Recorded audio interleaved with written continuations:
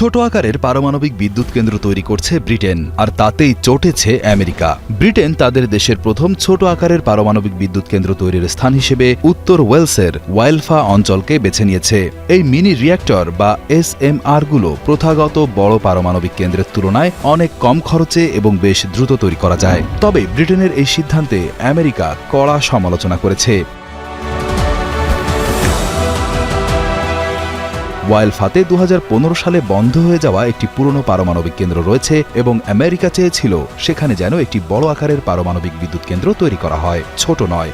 বিশেষজ্ঞরা মনে করেন আমেরিকা সম্ভবত আশা করেছিল ব্রিটেন ওয়াইলফা সাইটে একটি বড় পারমাণবিক কেন্দ্র তৈরির সিদ্ধান্ত নিলে সেই বিশাল অঙ্কের চুক্তিটি আমেরিকার কোনো কোম্পানি পেতে পারত।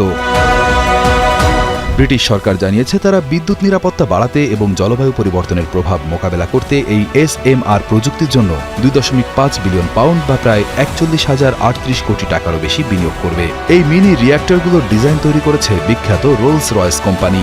আশা করা হচ্ছে 2030-এর দশকের মধ্যে যখন এই কেন্দ্রটি চালু হবে তখন এটি প্রায় 30 লক্ষ বাড়ির বিদ্যুতের চাহিদা মেটাতে পারবে এবং নির্মাণের সময় স্থানীয়ভাবে প্রায় 3,000 মানুষের কর্মসংস্থান হবে।